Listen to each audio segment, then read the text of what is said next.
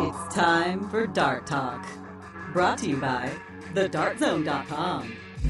Stay in the zone. TheDartZone.com is an official Cosmo distributor and Windy City Fabricators, America's premier fabricators of orthotics and prosthetics, and Redwood Darts, America's newest tungsten darts. Stand straight and tall and hit them all. Redwood Darts.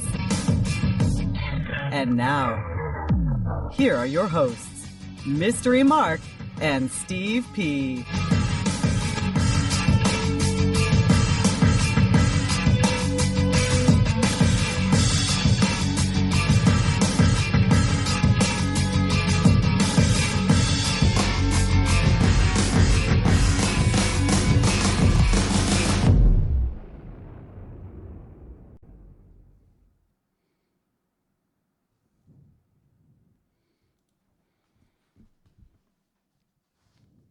Okay, welcome to Dart Talk. Hello. How you doing? Fine. How are you? Good. Steve Poncelman with Mystery Mark. Dart Talk, brought to you by the Dart Zone. Stay in the zone. TheDartZone.com is an official Cosmo distributor. Also, many thanks, Windy City Fabricators, Redwood Darts, all the people help out with the show, you, the listeners, our parents, our piano teachers, all our friends, both listeners. I have a question for you since you just asked how I was doing, and I said fine. Okay. Is fine a derogatory statement, as some of my friends have led me to believe that it's not a positive? When you say you're fine? Yeah, I'm fine. I take you at your word. Is fine bad? It depends on your tone of voice. I mean, there's a lot of people that are kind of passive-aggressive and, hey, how's it going? Fine. Well, yeah, but I'm fine. Yeah, I'm fine. Life stinks. Right. Well, I need a new job. My girlfriend hates me. Yeah, but you could say that if you were good. Well, I'm good. It's a perfunctory greeting, and you're giving it a perfunctory answer, so that should be socially acceptable. Okay. In the circles I run in. Right. I'm actually tired. I'm actually exhausted. Why? Well, see, I overdo a little too much time on my hands. I overdo it. See, like everybody's doing this. Make sure you do 10,000 steps. Right. Like Love of My Life has got like the little Fitbit wristwatch and. 11:15 at night. Oh my God, I need steps. So I'm wandering around the city. Can we go back now? And I'm kind of fighting a cold, but Nashville's coming up, and it's the one tournament I really always look forward to playing. I love going to Nashville. I love playing down there, and usually not last year. You guys always go see the Elephants too, don't you? Yeah, we do that on Monday. Yeah, we do that on Monday. I don't know if we're going to do it this year. We may skip it. I mean, they're elephants. They're there. I mean, I like elephants. You can't have a conversation with them, sit down, ask them how they're doing. They just say fine. Sure, they're fine. Yeah, they're fine. Although I did tell Chuck a long time ago he should have a Twitter feed of the elephants. I think it'd be hilarious. Yeah. And he always poo-pooed it. So, I don't know. But you overdo it how? Well, I overdid it. If you notice, 30 you're walking. If you notice our background, I took a really long walkabout yesterday. Yeah, some things on my mind. So I walked to the edge of Lake Michigan and headed south, walked all the way around the edge here, and if you look way in the background, you see that crane. I walked past that crane to the sand at North Avenue Beach. Yeah. These knuckleheads are setting up literally 40 volleyball nets for 3 different organizations that do these like social things, like, hey, you want to meet people and stuff? Join our thing, give us, I don't know, whatever money they want, and then, they put you on a team and, they play volleyball. It was 35 knot winds. Do you ever try playing beach volleyball and 35 knot winds? I mean, it was just stupid. And they're laying, and this is like 4 p.m, they're laying down these lines, and there's like 150 yards of volleyball nets. And I'm like, this is like the biggest waste of time. You guys better hope the wind dies down because they probably start like at 5:30 or 6 or something. Yeah. This social thing. I actually saw them setting up those nets at Montrose Beach a couple Yeah, weeks they do ago. it there too. Yeah. And I was curious what they were doing, if it was league or if it was, what the reason was for. Well, I'm trying to get more exercise. I think that's going to help my dart game. Sure. So, here I am. I got, my flip-flops in my hand, and I'm like trudging through the sand, and then the beach cuts off. So you have to kind of go around here, and then there's more beach, and you cut around here. And I think I must have put on weight because literally my heels were sinking into the sand like 5 inches. And by the time I got to the end of it where I could like kind of double back, I'm like, man, I'm tired. that takes care of my when's legs. the last time you actually walked through the sand? It's tiring. Yeah, but I figured, it was good exercise. Well, but sure it is. But remember I was talking on the show a while ago about how I wanted to play catch? Mm-hmm. I gave up. I can't find anybody to play catch with. I want to play long toss, and I want to work my shoulder loose and stuff like that. So what do? I am the biggest goof in the city of Chicago. Here's what I do. I go to Walmart, and I buy a dozen T-balls, which are like they don't have the rubber balls we used to play with when I was a kid. So they got like some sort of fabric over them that is stitched like a baseball, but the core is like rubber. Yeah. So I grab a glove, walk 1 block to the local grammar school, which school's out, right? Mm-hmm. Walk around to the side where there's like a brick wall, and I just start throwing the ball against the wall and catching it, right? I kind of start, I'm not trying to throw curveballs or anything. And then, I used to do that when I was like 10 at home. Exactly. Yeah. So here I am, a 10-year-old, right? So literally, the principal must be in the school. She comes out to look to see who's throwing the ball against the wall, right? It's not making a big echo, but, and I'm just like, oh, I hope she doesn't kick me out of here. I got my headphones on and stuff. And after about 15 minutes, I start feeling loose. I'm like, okay, let's play some long toss. And I don't take the running start, right? But I make sure I follow through with my back leg, and I am like hurling this ball into the wall. And it hits the wall. I'm about 25 feet from the wall, and it hits about 25 feet high. I don't know, more like 15 maybe. I'm 20 feet away. It's about 15 feet high. There's like a big area there, so I'm trying to hit a certain brick there. And I'm whipping it in there, and it's 1 bounce, I catch it. I whip it in there again, 1 bounce, I catch it. So get this. This is the mistake I made. Now my shoulder's tired. And I'm like, okay, well, now let's work the forearm. So I take this little soft baseball, and I stand about 10 feet from the wall sideways, and I just take my arm like this and start flipping the ball at the wall. Yeah. Just working. Okay, my forearm is now dead. Right? It's like a day later, but I'm like, well, okay, I'll build up the stamina a little quicker this way. Threw some darts. But you can't do it in a day. Well, no, but I'm trying to get back to being a little more athletic. Right.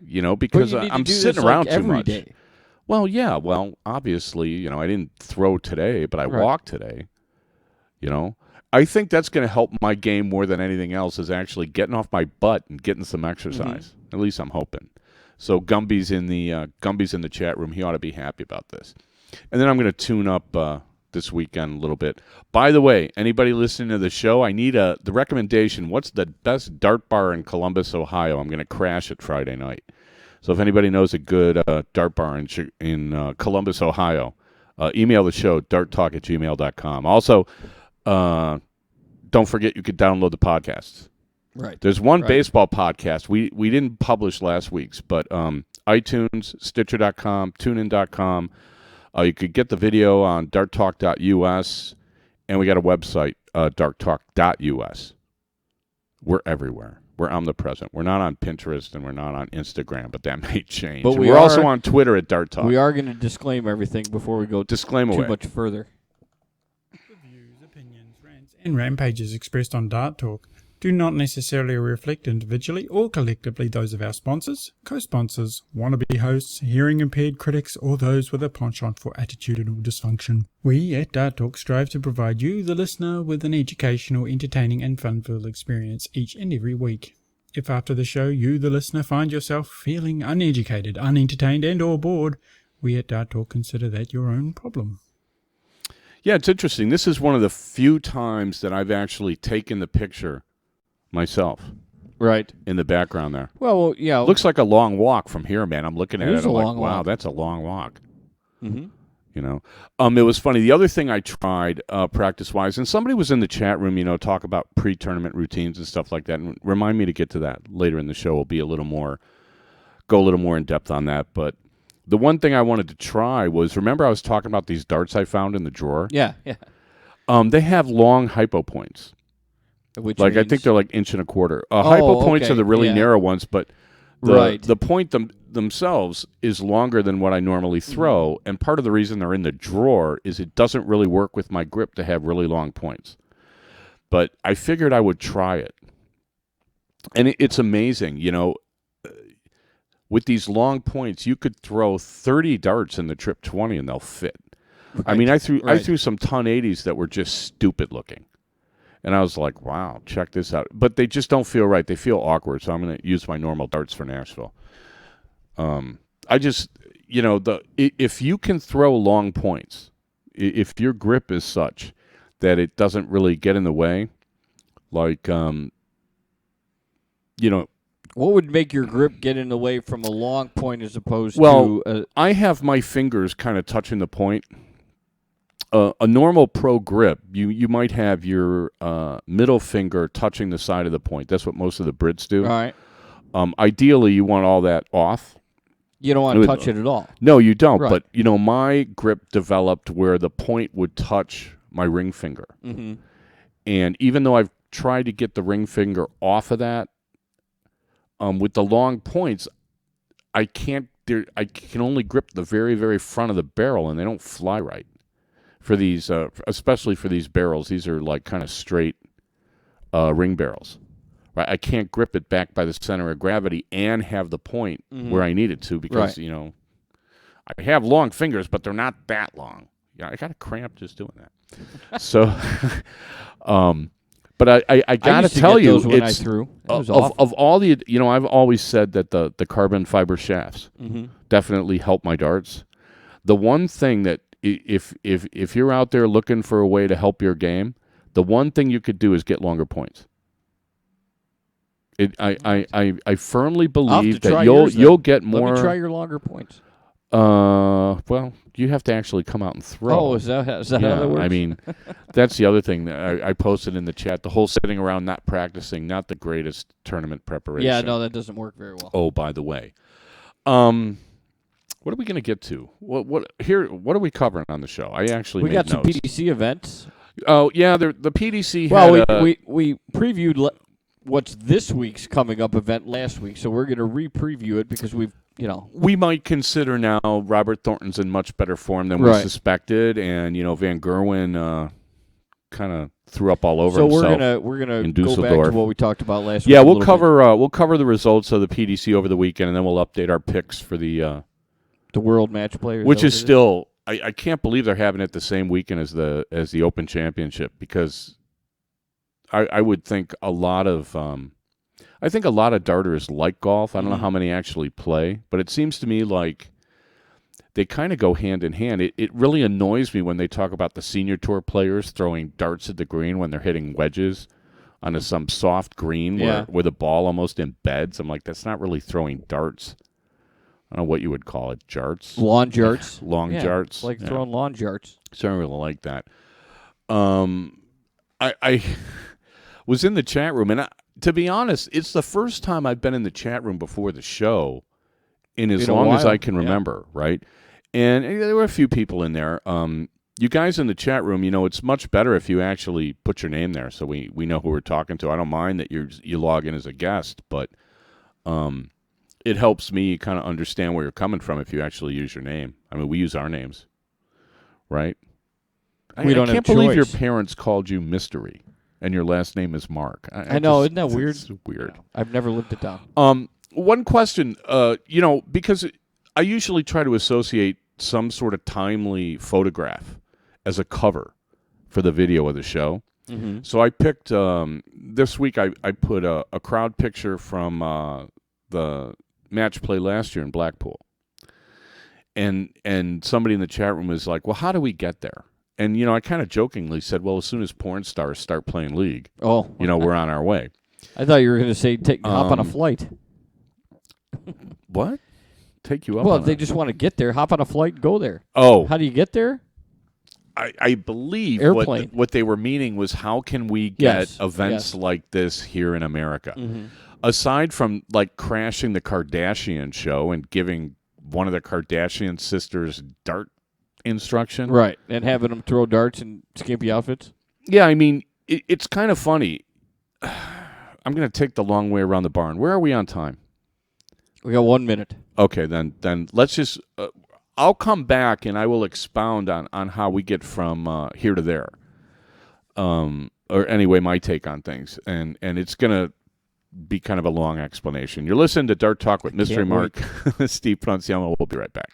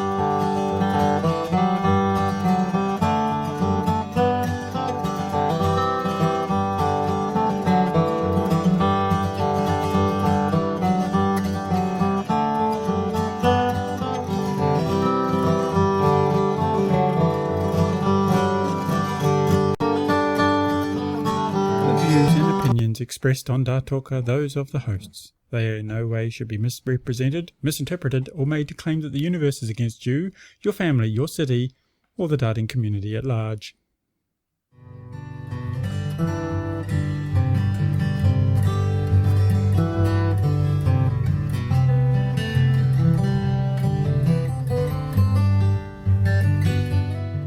Hey, back for the second quarter of Dart Talk, brought to you by the Dart Zone. Stay in the zone. TheDartZone.com is an official Cosmo distributor. Go Cosmo.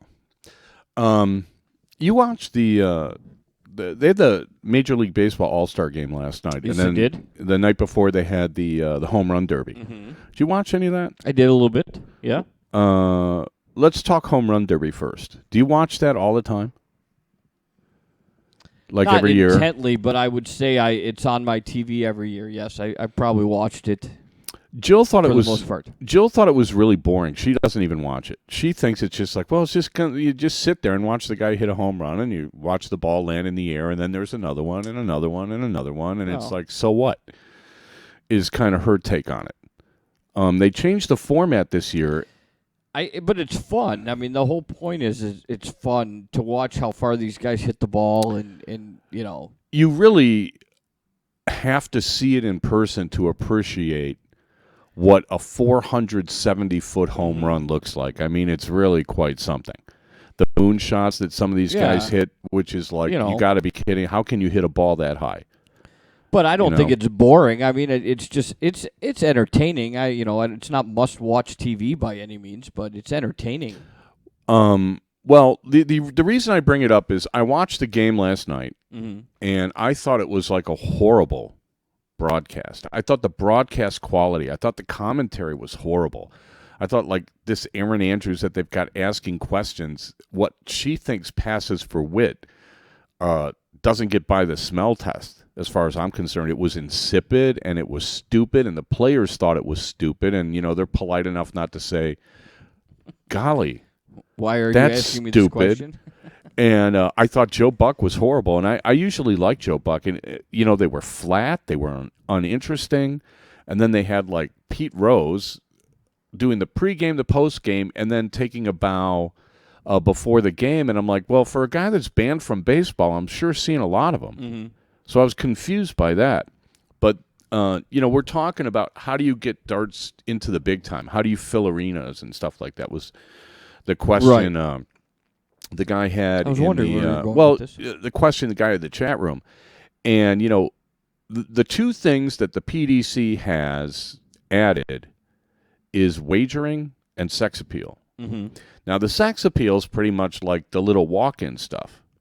Right, to get some, pretty girl to walk in the players, and before the women are like, we're the pretty guys walking up the women. There's no women playing. MMA does it. They've all kind of done it, and let's face it, you're pandering to pretty much a male audience. True. Right. I don't know too many people that complain about good-looking girls, but complain away. It's not going to change anything. The other thing, you can't please everybody. Well, and no, the majority I of the mean, people you know, is what you're going let's for. well, you know, you pander to the least common denominator. That's, you know, commercialism, Yeah. right? So the not that we do it on this show, mind you, because you know we're dedicated to the hardcore dart players. But it got me to thinking. You know, the home run derby is an exhibition. Mm-hmm. For all intents and purposes. The players definitely treat it like an exhibition. I mean, you've got some street cred on the line, but I mean, all the like the slam dunk contest in basketball and the three-point shooting in basketball and the hockey skills competition, there's a certain kind of fan that enjoys watching. Who's got the hardest shot? Who's got the fastest skater? Right? Who can, you know, deke the puck and Sure. do this, that, and the other thing. So I mean, hockey, you know, a lot of the skill that players can exhibit are hard to do in the middle of a game when somebody's playing defense. You know what I mean? I mean, it's hard to do a 360 windmill slam dunk when you've got two guys in your face and, you know, they're going to foul you anyway. Mm-hmm. Right? So there's a certain amount of the player's game that you really seldom see. In baseball, if you go out to batting practice and you get to the park early enough, which, you know, I don't know, most people can't do it, and you see some of these guys raking, I mean, it's like, wow, check it out. Well, that's batting practice, but it is fun to watch. Yeah. So I was thinking, you know, in terms of like, if you wanted to put a skills competition together for darts, I think people would get a huge kick out of it. For instance, who throws the hardest dart? Right? In hockey, these guys take a running start, you know, or skating. You know, they skate from like the center line, and they skate in until they're about 15 feet from the goal, and they let it rip. Mm-hmm. And they got like a little speed gun there. So it's like this year, some guy broke like 100 miles an hour. It's like, okay, well, you know, that's fine. In darts, I guess you could do it where you have the speed trap, and then you just throw from the line, but you have to hit something. Like, let's say you have to hit a fat 20, or you have to hit a bull. Right. And you get, I don't know, let's say you get 3 turns to throw it as hard as you could. I mean, literally, there might be, I'm trying to think of who throws really hard. I don't consider myself a hard thrower, but like Widmer throws pretty hard. Yeah. Some of the ADO guys that are used to wind tunnel darts. Do you think a lot of the top players would be up for that? Because if you don't throw that hard to begin with, do you really care about being in that type of... that's the thing. I mean, there are players that have strengths here and strengths there. So, like in the NHL skills competition, Patrick Kane doesn't do the hardest shot. He does the little, you know, puck handling drill. Right. Or the fastest skater doesn't do the, you know, hardest shot. What do you know? But there are some guys that throw pretty hard, and it would be interesting to see who can throw the hardest dart. Mm-hmm. I mean, let's say you got to hit a bull, okay, or a fat 20. Mm-hmm. Would you want to see that? Yeah, I think so. I mean, I think that'd be interesting. I think it'd be fun to, you know, like how many triple 20s can you hit in X amount of time? Well, you got some guy pulling the darts for you. For the guys that score, speed darts. For the guy that in the NHL, they do this thing where somebody passes you the puck, and then you got to hit the 4 targets in the 4 corners, right? Well, what would be the dart equivalent would be how fast can you hit one of each cricket triple and a double bull, right? Where you got to go get your own darts. I mean, I think it'd be interesting to see who could do it the quickest. Sure. And if you did it every year, so you have some sort of basis of comparison, I think people would come out to watch that. Like, you know, Nashville has a pro singles on Friday night, like at 7. If they started this at 5, you know, get people in there a little bit earlier. And we've named 2 competitions. We could probably do one where, I was thinking hit one of every double in order.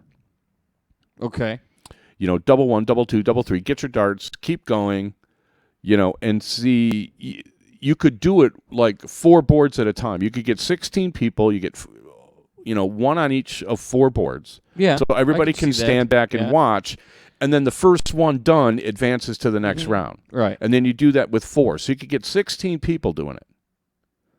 The speed trap thing, I mean, there's some technology involved. So you probably, would do it on one board. Yeah. Right?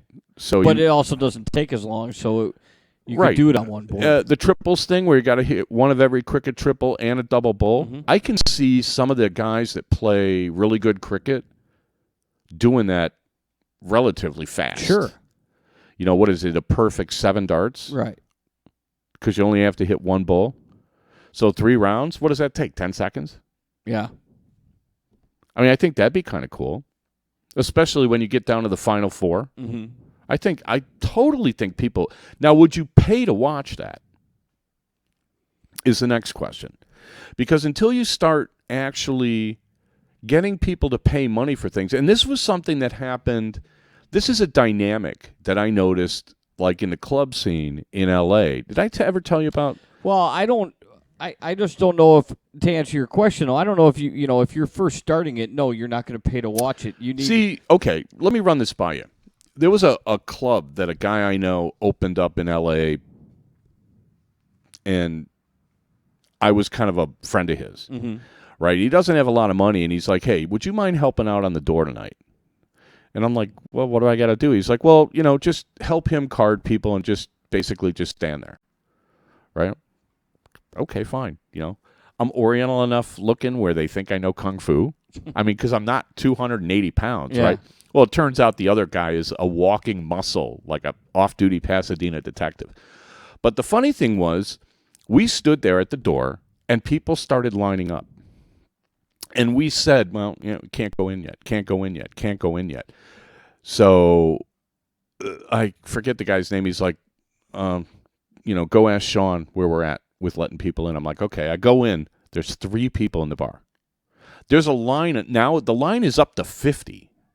There's 3 people in the bar. I'm like, Sean, should we start letting them in? He's like, yeah, you can let in a few.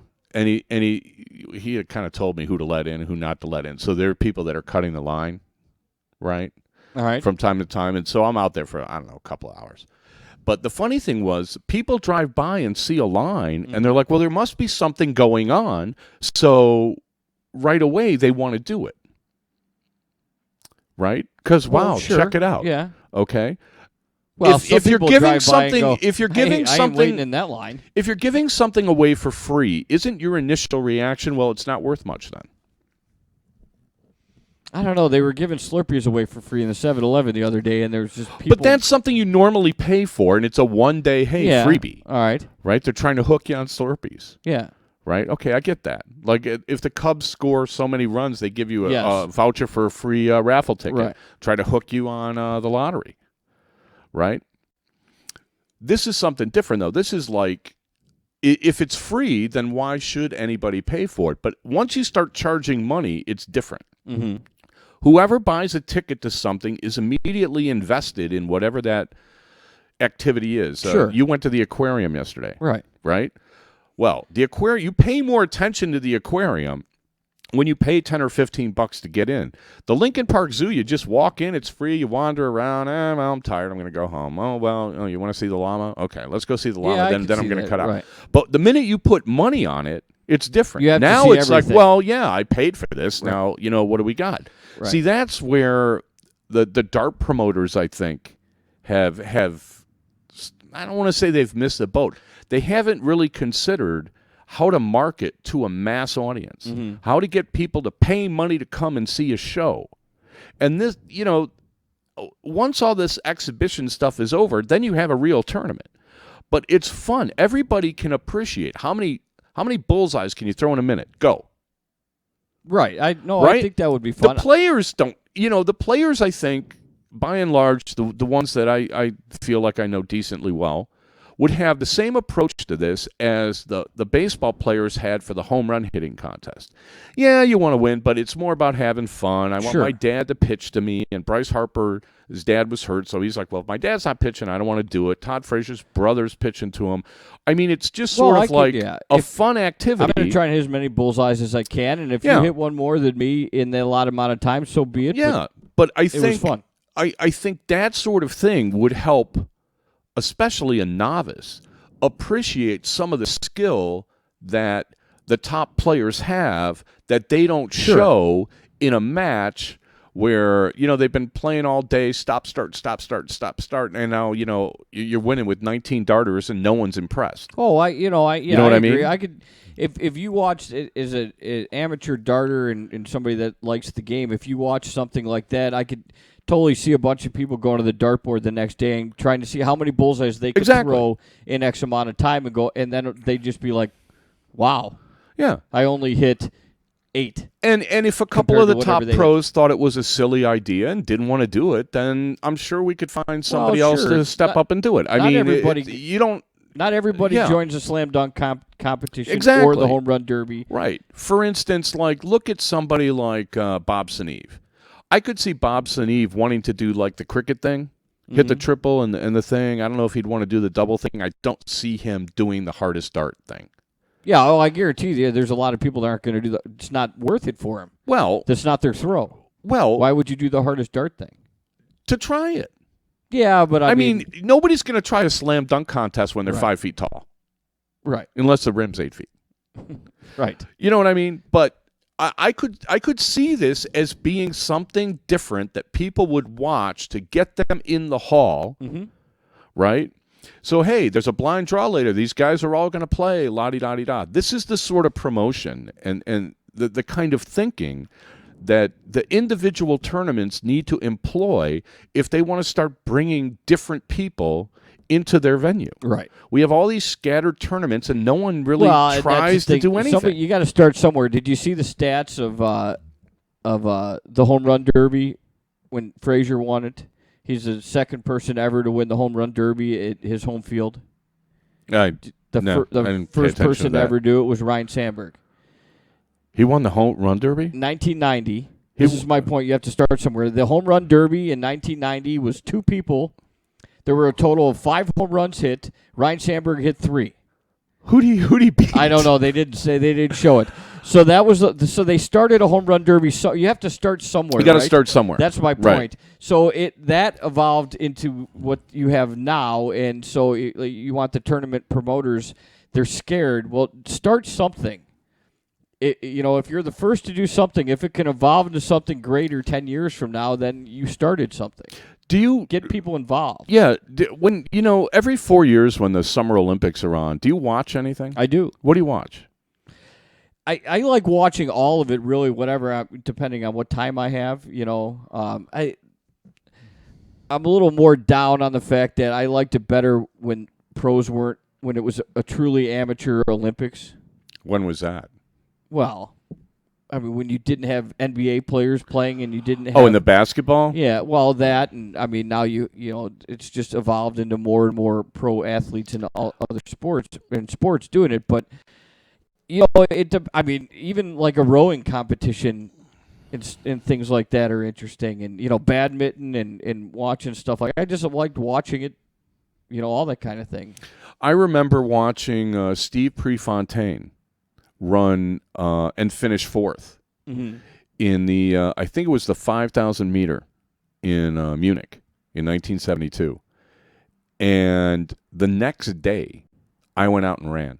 Yeah, I just thought, you know what? I never thought of running as fun. I just thought of it as a way to get from point A to point B. But man, so I went and ran till I was out of bed. And it was fun. And I was like, and there was a whole running craze that started in the late 70s, and it was all because of this one guy had a great race that everyone saw. You mean it only takes one moment to really like if there's a guy, and I can't off the top of my head think who throws the hardest dart. They all look kind of the same to me. But if there was a guy that you measured his dart in the air at 100 miles an hour, that would get press coverage. And I'm not talking about guys running and throwing it overhand. Not Happy Gilmore. And Happy Gilmore. Yeah, I'm not talking about that. I'm talking about a guy who just goes to the line and throws and can hit what he's throwing at, but he throws 100 miles an hour or 80 miles an hour. Whatever it is. Whatever it happens to be. I mean, somebody's out there, and it very well may be that it's an electronic player, because it seems to me that those guys, because they're a little further back, use a lot less finesse. Especially since, if you bash it in there, it may count anyway. Right. I mean, there's a certain advantage to kind of like pounding it in there. But it may be that a soft tip predominantly soft hit player, and I can't think of one offhand because I don't know all those guys. But I'd be interested to know who throws the hardest dart. I'd be interested to know who's the most accurate. I think there's enough guys out there that throw hard darts that would say, yeah, let's do it. Give it a try. And then there's enough guys that are saying, well, I think I could throw the fastest round of cricket. Or the most bullseyes in X amount of time. I think there's enough people that you could get a majority of people to watch that. I mean, there's a certain simplicity to miles per hour or kilometers per hour that's different than what's your doubles average or what's your average for the first 9 darts. That solitary number doesn't have the sex appeal as, dude, this guy throws 100 miles an hour. Well, or the same thing as this guy just threw, every triple and a double bull in 10 seconds. Yeah. And the other guy did it in 9.8 and beat him by whatever, Yeah, I mean, because obviously in a match you're not trying to do that. But think about, what an easy event that would be to present to someone.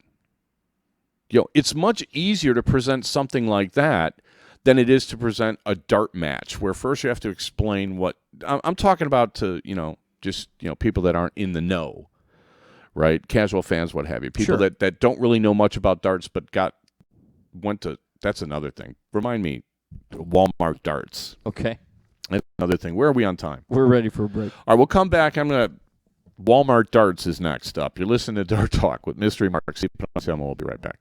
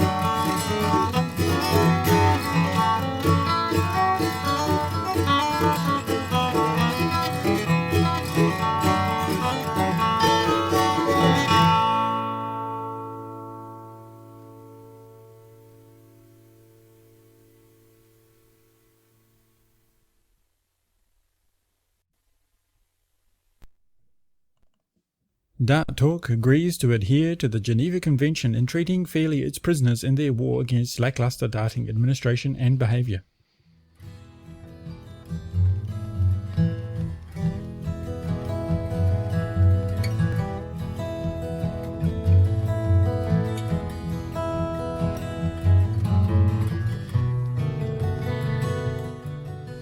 Okay, back for the second half of Dart Talk, brought to you by the Dart Zone. Stay in the zone. TheDartZone.com is an official console distributor. A couple of random thoughts during the break there. One was, I know a girl that may throw harder than anybody, and that is, I believe her name is Leah Amato from Pennsylvania. She was on the board next to me in Vegas 2 or 3 years ago. I was amazed. She's slight. She's kind of like Fallon Sherrick. She under 5'5", doesn't weigh much, kind of a slender build, if I remember correctly. And I swear she threw harder than I did. I was like, man, oh man, check this out. There you go. That'll sell tickets. Yeah. Sure. Was it the fastest woman alive? I'm Could just be. saying, the easiest thing to promote is stuff like this. Like we were talking, during the break. It's like, the Olympics, like I always like watching the 100-yard dash because it's easy to market. Who's the fastest guy in the world? It's that guy, the guy who finished the line first. You don't need a lot of cogent analysis on that. He ran faster. He won. You threw harder. You won. You hit more of those than that guy. You won. You don't have to explain the nuance of anything. Right. It's a way to introduce people to the guts of the game, right? Sure. And then they could learn the other stuff later. Well, yeah. You got to hook people. Get interested. You got to hook people quick. Once they get the bug, then, all that other stuff, that's gravy. You know what I'm saying? No, I do agree with that. The other thing, I went to Walmart. I told you to buy those, to buy the little T-balls. Yeah. And, they had, like, the world's crappiest dartboard where if you turn it around, it's like baseball. Yes. Like a baseball diamond. I don't know if they have those in England. But I remember having one when I was a kid. When I was like 14 years old. And I'm pretty sure, my brothers just tore it apart in a space like a week. Right? And then I looked at the darts they had, and the darts were horrible. And I'm like, okay, wait a minute. You've got expensive soccer balls, and you've got expensive this, expensive that. Why do you have such crappy darts? Why isn't Unicorn selling their darts at Walmart? Is it the price point? Is Probably. Like nobody's going to... That would be my guess. Well... It's not worth it to Unicorn, I guess. So who knows? Or Target, or some other company. I mean, I don't understand why the stuff that you get, and I've seen it at Kmart too, and at Sports Authority, and at Dick's Sporting Goods and stuff. All the dart stuff is crud, absolute crud, and I don't understand why it's like that, because the gloves aren't crud. You can get an A2000 at Dick's Sporting Goods, right? The bats aren't crud, right? You can buy a Duke. The footballs aren't crud. Yeah, you can get top of the line. Top of the line everything, but you can't. Right. Can you get a top of the line pool cue? Or is that a little more specialty? I don't know. That might be a little more specialty, but I don't. But I bet you can get better than an amateurish pool cue. Right. I'm sure you could get something decent. Yes. Yeah. Yeah. Oh, I mean, sure. why is it the absolute cruddiest darts in the history of cruddy darts are for sale at Walmart? They have this price point, but they don't have. A mediocre. They're not selling them anyway. I guarantee you, they're not selling them. You can barely find them, and they're just kind of stuck over there. That could be why too, though. I mean, they could be like, well, who's going to come to Walmart to buy a decent pair of darts? Because the perception among the American public is that there aren't any good darts because that's all they ever see, right? So. That's another thing that at some point needs to be addressed by someone. Bar too, when you go and get bar darts. No. Well, no. I know. There are bars in Chicago that sell like Bottleson. Not sell, but I'm just saying when you go. Well, yeah. Well, I don't know. I mean, I told this one guy, I'm like, why do you do that? I'm like, why don't you buy decent darts, and then if somebody wants bar darts, you get their license and a $5 deposit, or just get their license so they bring them back. I don't want to do that. Well, then, then you're going to have, like, stupid drunks with your bar darts throwing them in the ceiling. Right. Is that what you want? That's pretty much what happens. Yeah. But, I mean, they do that with the $5, and a lot of people, by the end of the night, they leave them. Or they take them. Well, they'll come back for their license, won't they? Right. I mean, it's like... But if they don't bring the darts back, what are you supposed to do? Not give them their license? If you go to a library, you got a library card, and they keep track of what you take... And I don't know, it's 5 cents a day or, whatever the fine was that I didn't pay back when I had a library card. I haven't had one in, I don't know, decades. But I mean, here you're in a bar where people are drinking. Don't you think you need a little extra security with that crowd than you would at the library where, they'll just give you the book and say, hey, bring it back. Bring it back when you're done. Darts. Well. So in effect, but my point is people that therefore go to the bars and start throwing darts are brought up on these cheap darts. Wow. And so that's what they think darts are all about. And I mean, most people don't. Yeah, most people don't start out, driving a Ferrari, but eventually they realize that they exist. Sure. And boy, I want one, right? Or Porsche, or whatever. DeLorean. I don't know. Anyway, those were our thoughts on how to get from here to there, as far as like making darts. Bigger to a mass audience and packing people in. I think that's one way of doing it. Yeah. And then after that, have an actual tournament. Right. Have an actual tournament after that. Introduce people to the basics of the game, and then watch the experts play it. Mm-hmm. See who you inspire. And then, of course, you have to have people in the booth to make it entertaining. Sure. You can't, it's hilarious. Jeff Smith was on the show after Lakeside, talking about how those are the real dart fans. We're the ones, watching the BDO, and the PDC is just like people out to party. Okay, there's no such thing as the fan police. Mm-hmm. If people want to come and watch, then they come and watch for whatever reason they want to watch. I mean, the fact that the BDO, most of the audience are players. Right. That isn't how you get fans. Players aren't fans. Look at any sport. If you listen to interviews, and believe me, I listen to a lot of them. They're interviewing players. Some of them have no idea who played the game 10 years ago. Some of them have no idea what their numbers are. They play, and then they go home, they do something else. I tried to, make you jealous. I sent you pictures of the Cubs Sox game I went to on Saturday. I had fantastic seats. I was talking to this guy, and he said, back in the day, he's got these season tickets in 1981. And he said after the game, it used to be you would go down some bar down the street, and it was Fergie Jenkins and like a couple of the other ball players were there after the game, every game, shooting pool. And he's like, they were really cool as long as you didn't talk about baseball. Because that was their job. They're trying to get away from it. You know what I'm saying? Hang out, relax, and right. Yeah, it's like a movie star who's like in a restaurant. Okay, they're out to eat, not sign autographs, right? So if you see celebrities in a restaurant, don't send the menu over for them to sign. You're just bugging them. Yeah. They might be nice enough to do it if, for whatever reason, but generally that's a faux pas. So you learn about celebrity stuff if you live in LA long enough. But it's just kind of funny. Dart players are kind of the same way. Once you're done playing, you want to watch somebody else play? No, not really. Always. If it's your buddy, I'll watch Ralph play. That's what I'll watch Ralph play. But if you watch, if amateur players watch somebody throw the hardest dart, and they were there, and then the event was starting an hour later, there'd be a decent amount of people that'd be like, "Wow, that guy I want to go watch that guy play a match." And, this is talk amongst their friends and go, "Hey, come watch this guy. This guy just threw this speed of a dart, and he won the competition." And then they watch him, or the speed guy, or the guy that hit the most bullseyes. They'd be like, "Let's go watch this guy play." You want something to go viral on YouTube? That exhibition would get some looks. Sure, because when you think about it, there's a certain sort of dart player that is like thinks steel sucks.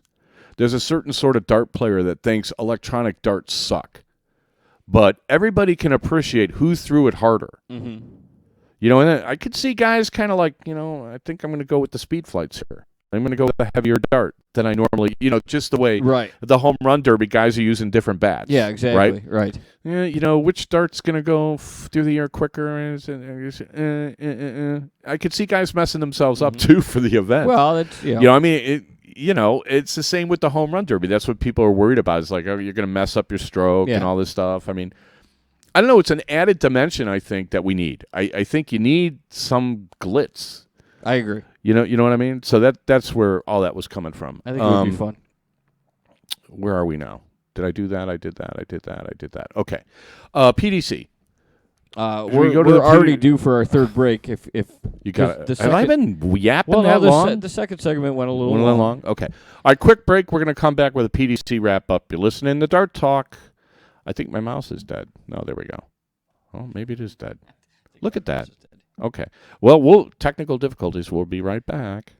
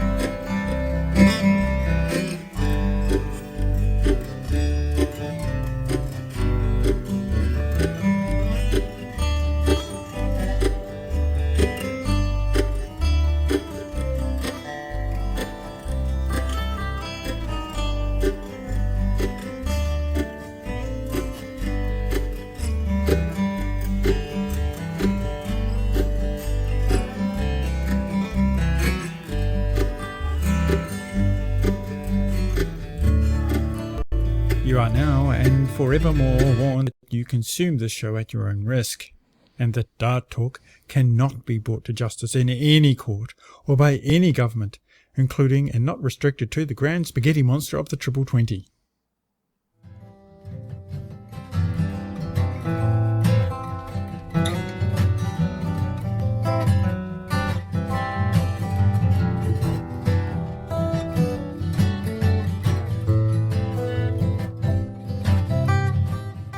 Hey, back for the fourth quarter of Dart Talk, brought to you by the Dart Zone. Stay in the zone. TheDartZone.com is an official Cosmo distributor.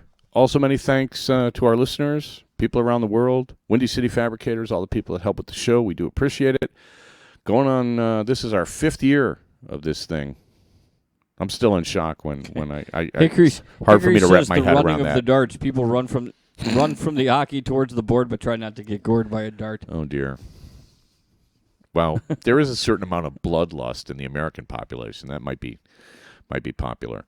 Yeah, one last thing. If anybody has an idea on what we can add to this skills competition, email it to darttalk@gmail.com, because, to be honest with you, the more I think about this, the more I think this is a real winner of an idea.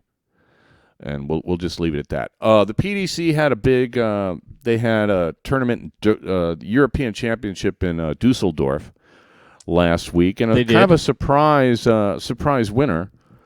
I didn't see any of it, so I can't speak intelligently. I'm just shocked at who won. What do you got for results there? I'm assuming top 8. This is, top 8, but I'm assuming these numbers are what their seeds were. Van Gerwen won against Alan Norris, who was not seeded. So Van Gerwen beat Norris. Hybrix, who was seeded 13th, beat Brendan Dolan.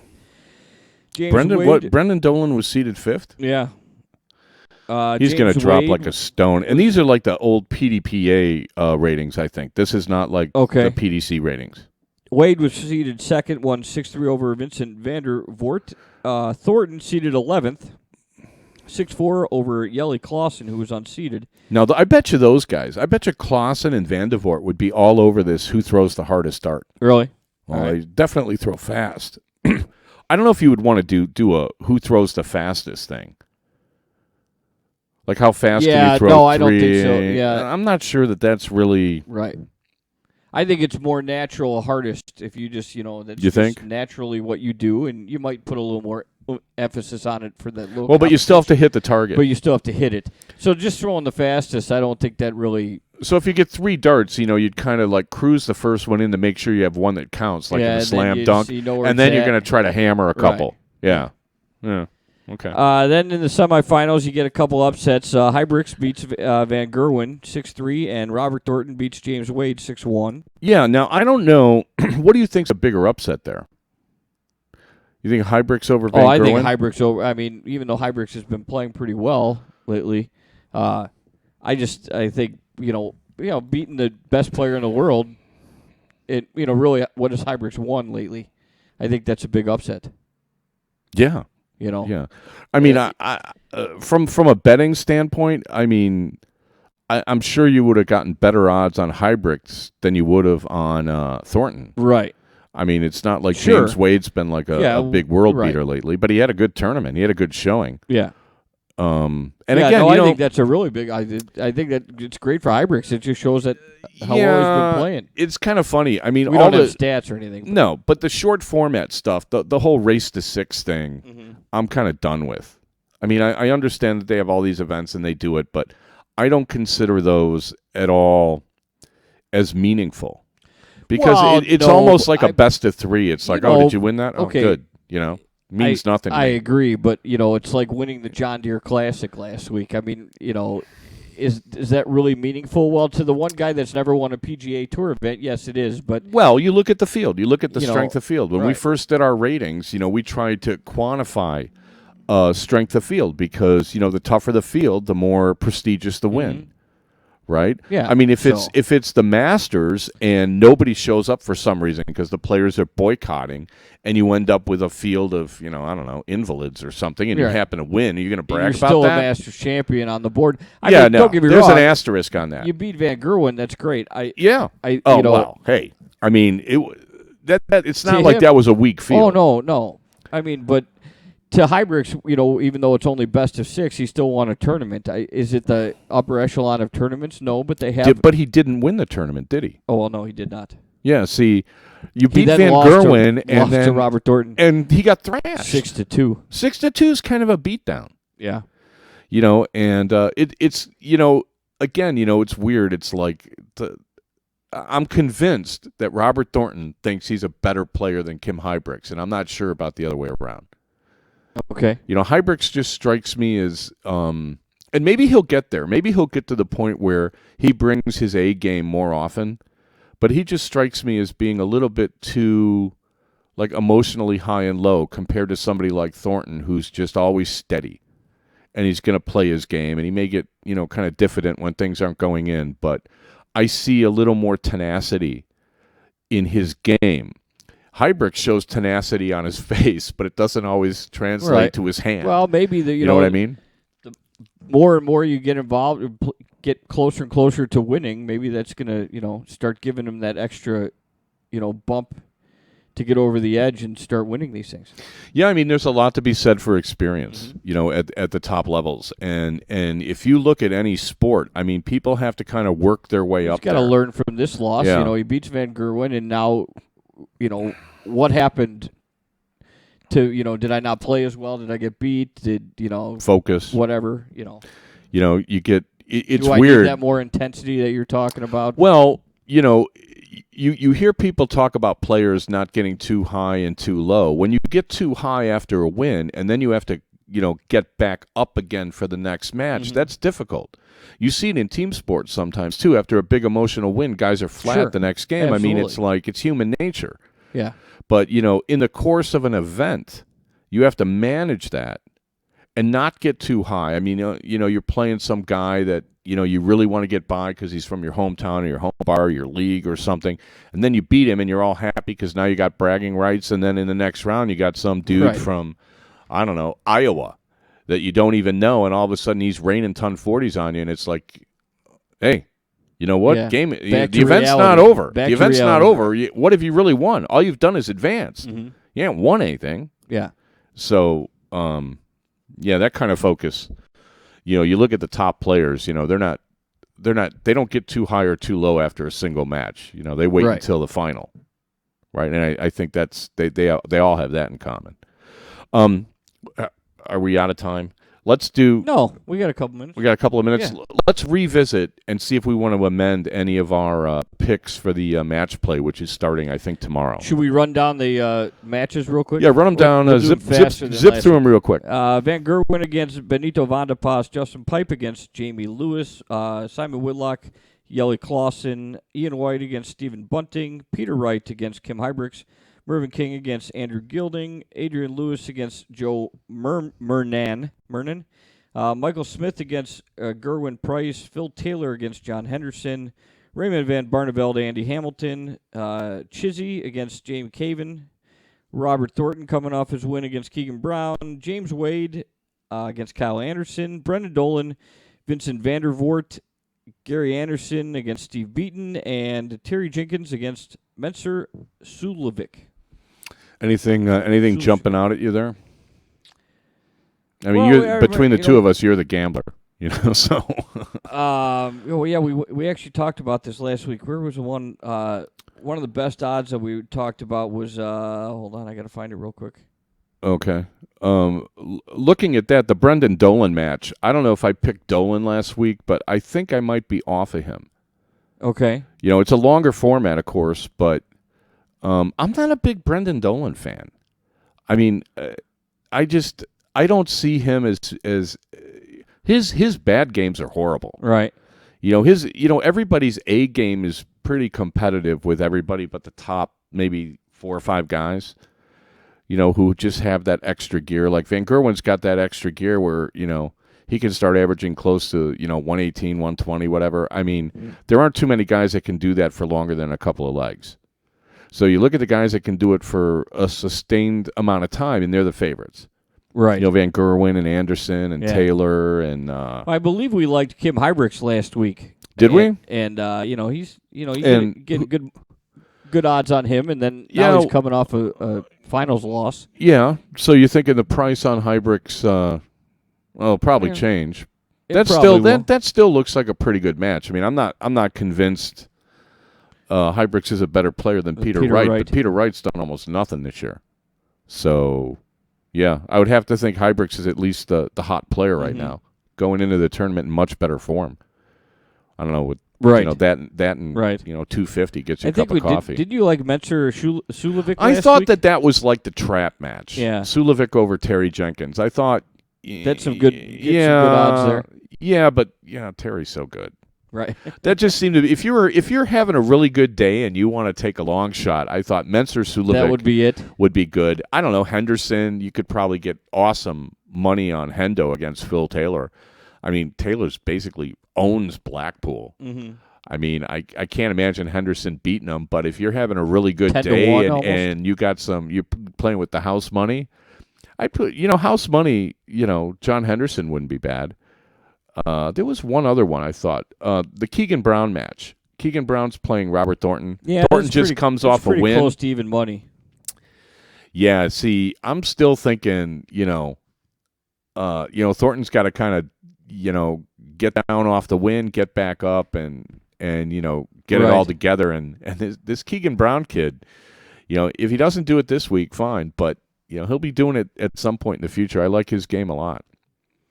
Well, that actually would be something I would look at. I'd be like, all right, so you're going to tell me Thornton comes off a win and Keegan Brown's going to be as close to even money as you can get. I'd be on the Keegan Brown line. Yeah, just you think? From the way the odds look. Yeah. Because how does a guy that comes off a win like that? Well, you never bet the favorites. You like to bet the long shots. Well, not the long shots necessarily. Well, not the total, right. Wing and a prayer long shots, but Yelly Clausen had a good tournament. And, Whitlock, I don't know what to make of that guy. I think Yelly Clausen's probably... well, he's even money. Yeah, I think that's probably good.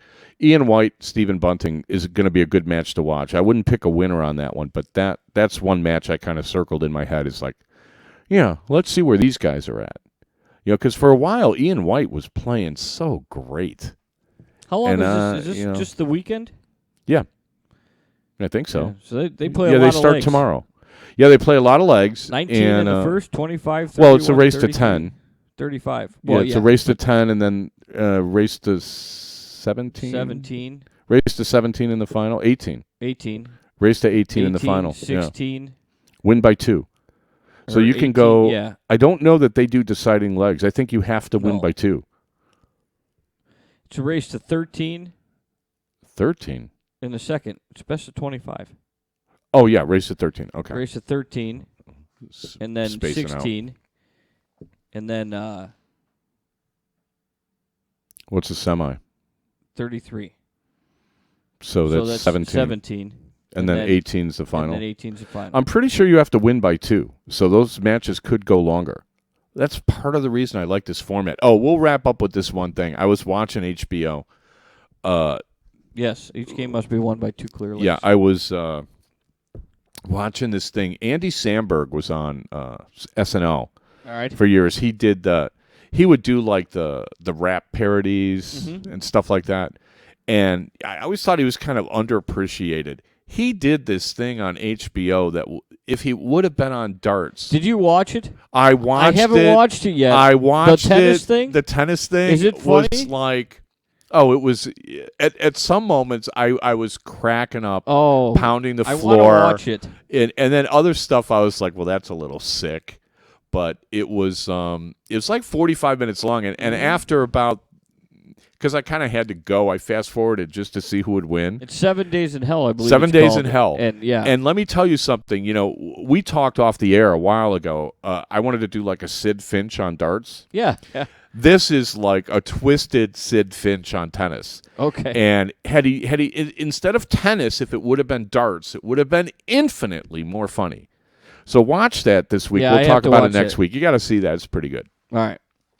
Thanks, everybody, for listening. We will Dart Talk to you next week. Same bat time, same bat channel.